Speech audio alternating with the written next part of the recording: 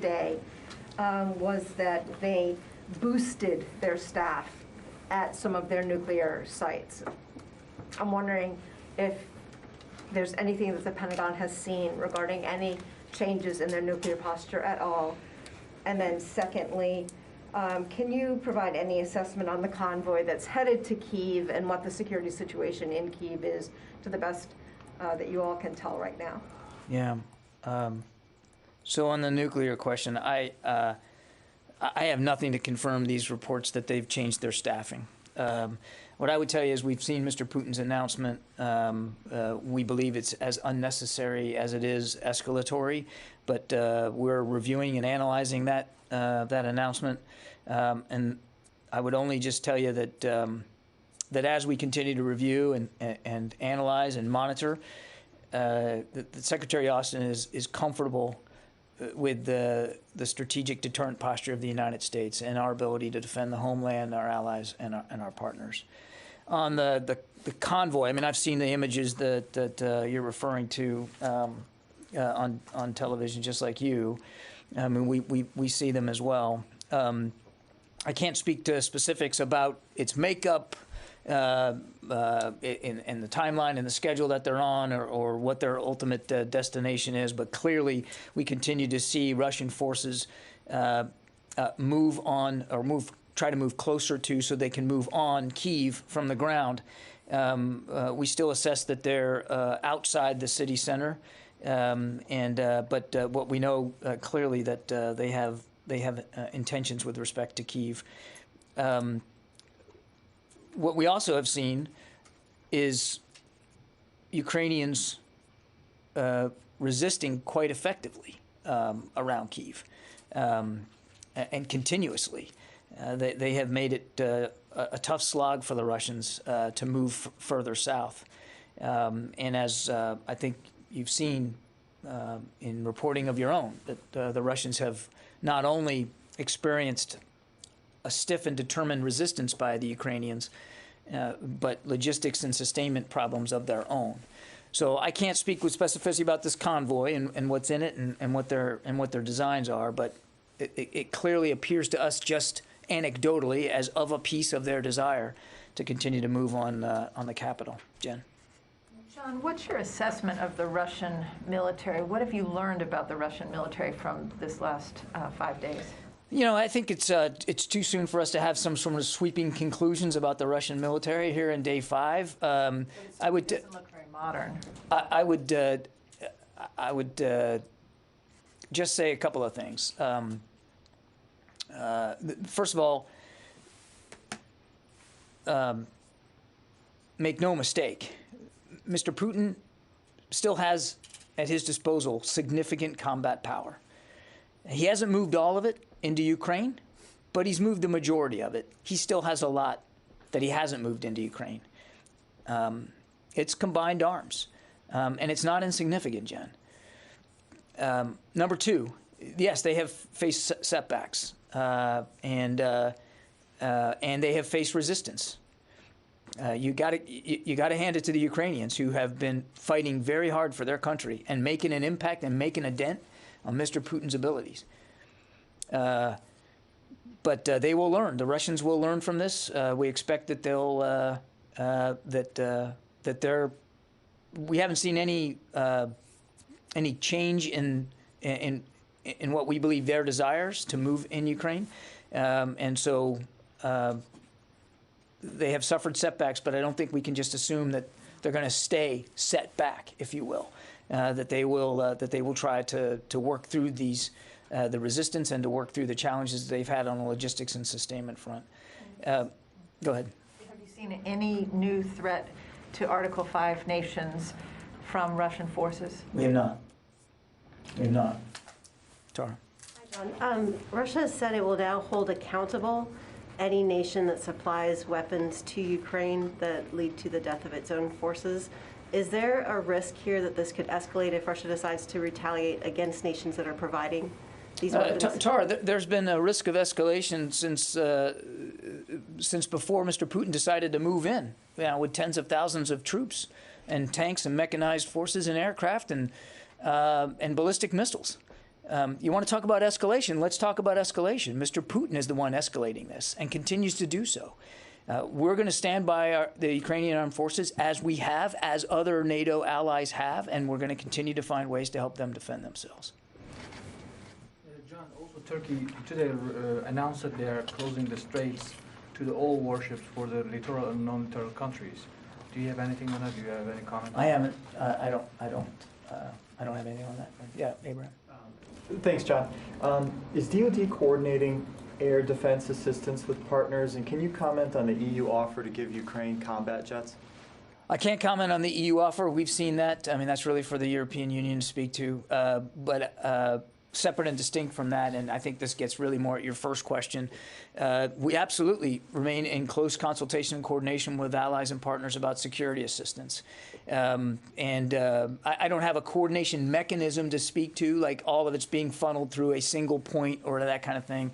But we continue to coordinate closely with allies and partners about the security assistance that the Ukrainians continue to get, not just from us, but from them as well. Yeah. Yeah. Many European nations are providing Ukrainians with advanced weapons. They're not shy in revealing what types of weapons they're providing to Ukraine. In the past, the U.S. has been reluctant in providing lethal weapon, but now, openly we're talking about these things. However, we're still talking anti-airborne, anti-armored, but there's no specificity. Is this because of intelligence reasons, or as some might say, you don't want to provoke the Russians more? What is the reason that it's open? The U.S. will support the Ukrainian forces. We're going to continue to do that, as you said, and other officials. But what on the specific side of these weapons? Fadi, I don't think we've been inconsistent at all. I can't speak for what other nations are saying and doing. They can speak for the security assistance they're providing the Ukrainians, which is welcome and certainly encouraged. We've been pretty consistent about A, acknowledging we're doing it and going to continue to do it. B, giving you a sense of the size and scale and the scope of it in terms of the dollar figures applied to it. And C, been pretty, I think, transparent about what's generally in the package. We're not going to give you an inventory list. We're not going to put that out to the public because, as I've said from this podium many times before, we don't think there's a value to operational security for the Ukrainians to have that out in the public, that what the shopping list looks like on any given day. Just don't see a value to doing that. I think we need to think about, we should always think about operational security, certainly in this case on the Ukrainians' part. So we're doing that. The kinds of material that are going to be in these security assistance packages going forward, I think you've rightly said, we've detailed it's going to be some weapons that can support them on the ground, as well as weapons that can support the airborne challenges that they have. And I think we feel comfortable going about that far. And on the images coming from Maxar, the satellite images of this convoy that extends for 17 miles, do you believe the Russian forces advancing on Kyiv are planning on basically encircle the city or storm Kyiv? This type of troops and armaments at this size, are you able to draw any conclusion from what you've seen? I think the main conclusion that we can draw, this gets to Lita's question, is that they continue to want to move on Kyiv, to capture Kyiv, to take Kyiv.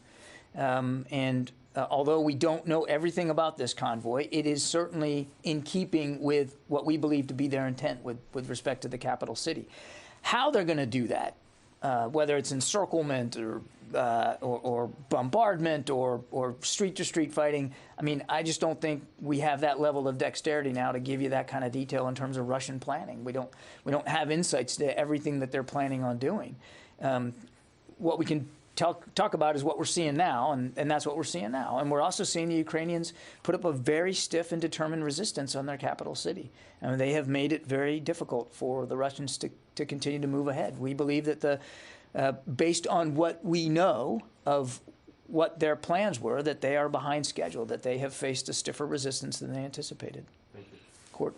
Can you update us on any efforts at deconfliction, and have there been any close calls or specific cases in the last 5 days where there would be a need for a tactical deconfliction? And then, like, are there calls that are being made from this building, from the White House, from the State Department, whatever it is, to try to establish that?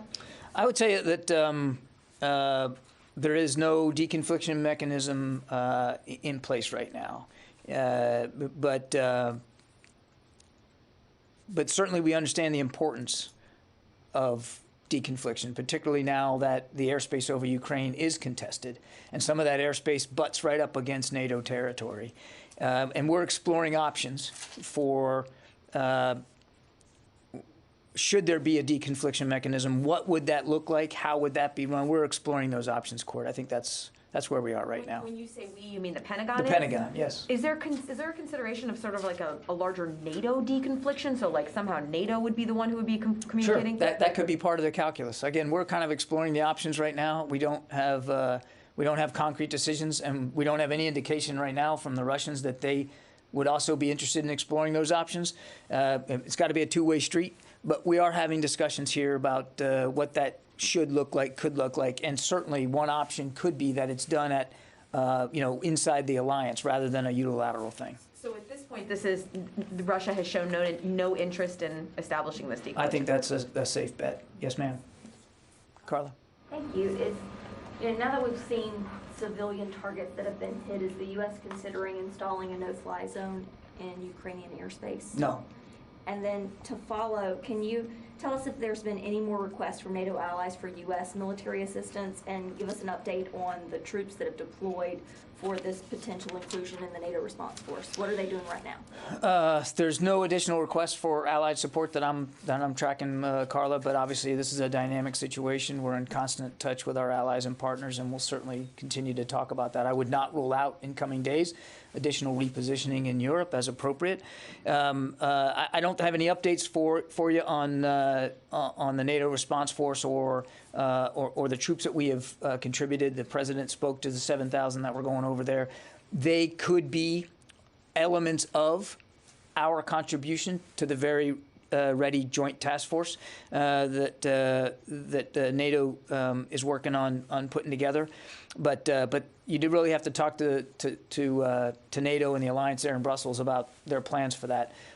What I would just tell you is that Secretary Austin has been very clear from the very beginning that should it be activated, we want to make sure we're ready. And that's why we've sent some additional forces to Europe to be in that posture and to be ready.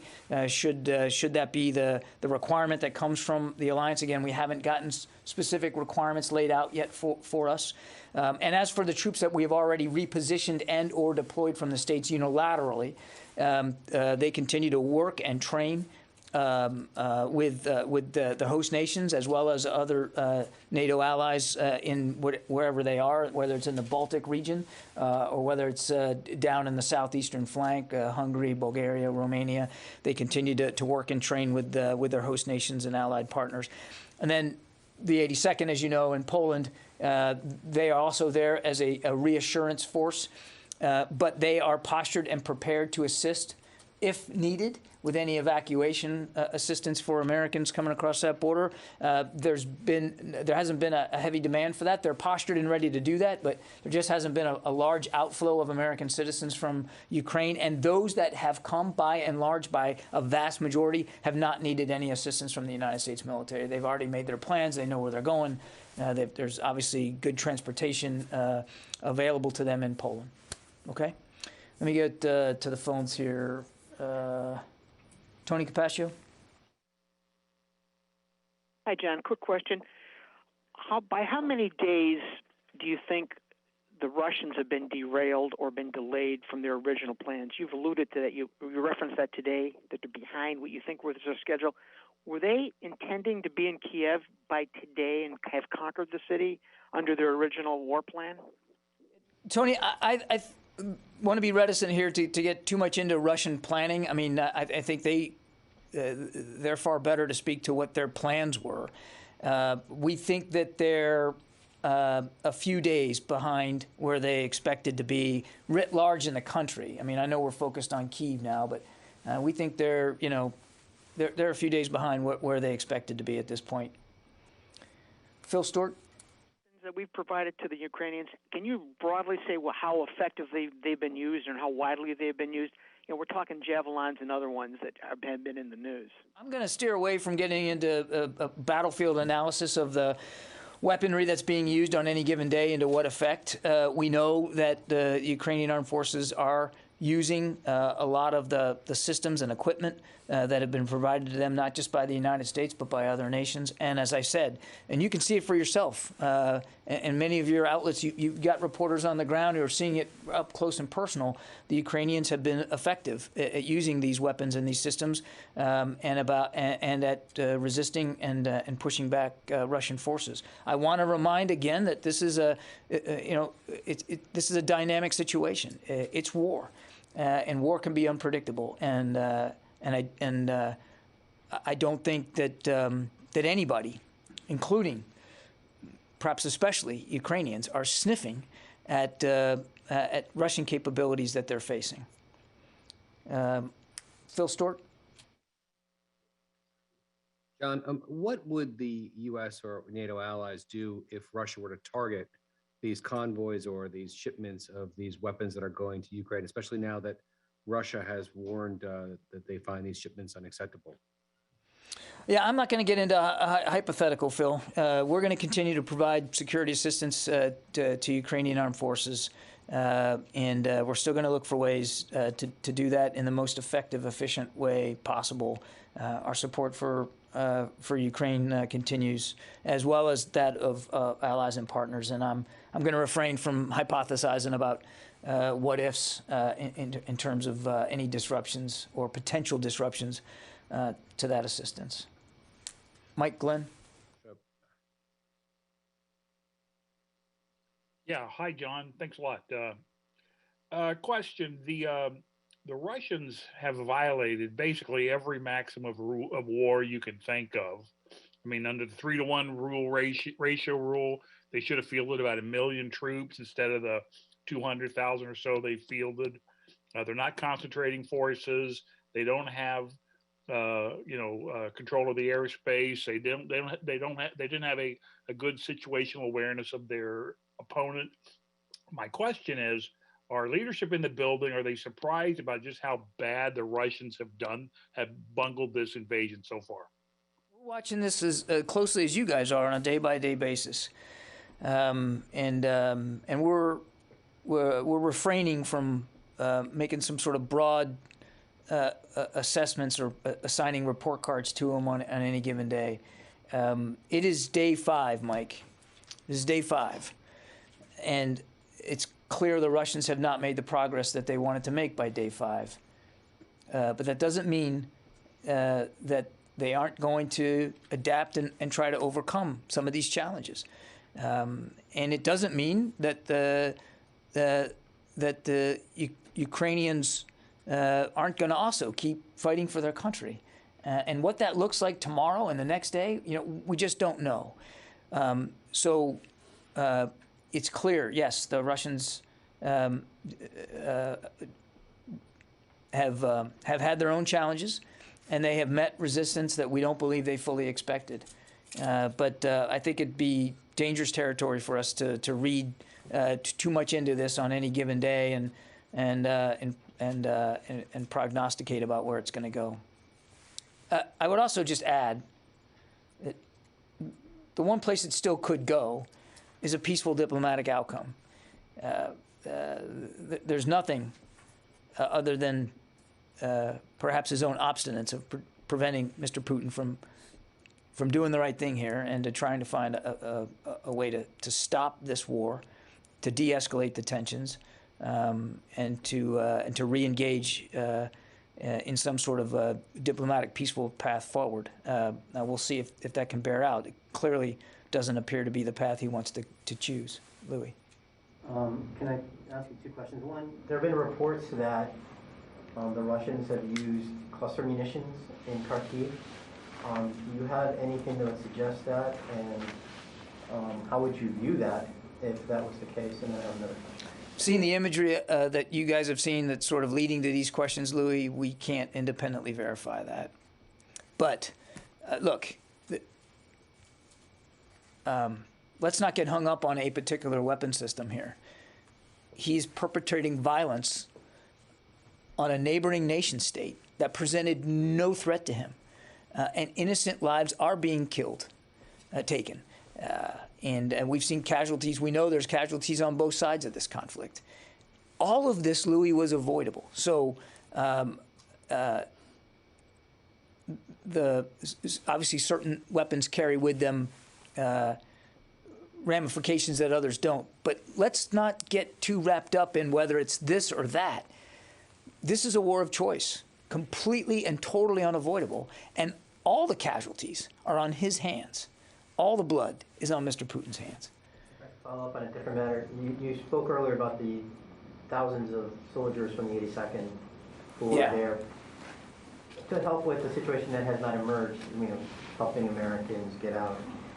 There's a broader situation that's taking place on that border. You now have almost 300,000 people who have crossed over the border in the last 4 days. Is there any discussion that those forces may be committed to a broader humanitarian mission and under whatever authority to ease that situation, given the limited resourcing that Poland may have? We're in constant touch with our State Department colleagues and with Polish authorities. If there's such a demand signal outside of Ukraine, if there's such a demand signal, obviously the Department of Defense would do our part and help out. There's no such demand signal right now. Jeff Schogel. Thank you. I just wanted to clarify, when you answered Tony's questions, I think you said something along the lines of no one is sniffing at these weapons. Was sniffing the right word? I think it was. Let's see. Heather from USNI. Great, thank you. I was wondering if you can give us an update on any naval movements you may have seen this afternoon, as well as any update on whether Turkey is planning to close off the Bosphorus to ships outside the Black Sea Fleet. Turkey, I'll let Turkey speak to their application of the Montreux Convention. That's for them to speak to. In the maritime domain, we know that the Russians still have warships as well, which includes amphibious landing ships in the Black Sea. We know that they used some of those landing ships to conduct an amphibious assault late last week. I don't have any updates or specific things to speak about in the maritime domain in the Black Sea, but we do know that they clearly still have combat capability at sea available to them. And I just don't have anything more in terms of what we're seeing, anything more kinetic to talk to. Have you seen any evidence that the Snake Island sailors are alive?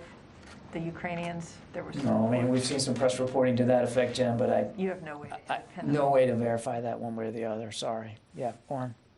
The assistance, security assistance, both lethal and non-lethal, that the U.S. and others are sending in, do you have indications that that's getting where it needs to go? Are those lines working, and how far into the country can they get? Kyiv, Kharkiv? I would just tell you, Warren, that the assistance continues to flow, and we are comfortable that it's getting into the hands that need it. I think I'd leave it there. Abraham, I already got you. You're going around twice. No, I'm not. All right, go ahead. Okay. I wondered if you I'll could give talk you one about, more. Thank you so much, sir. I wonder if you could address sort of the air policing mission. The United States has F-16s, F-35s moving fifth-gen capabilities to the eastern flank, all the way from the Baltics down to the Black Sea. Can you talk a little bit about the deterrent effect that has had and what they're doing exactly? The Baltic Air Police mission, I think you know, is long-standing. It's something we've been doing for quite a while, and it remains a valid mission set for our pilots and aircraft that are based there at UCOM. As I said, some of them are coming from the Navy side as well, and we're going to continue to work with the Baltic states on this air policing mission. But those missions are happening. I mean, they're happening in real time, and they have even before this crisis. And it's important, especially back to some degree. Back to Court's question about deconfliction. I mean, this is airspace that now butts up against what is now contested airspace. So in many ways, these air policing missions are more important than ever before. Tara. Just one more since you're feeling generous.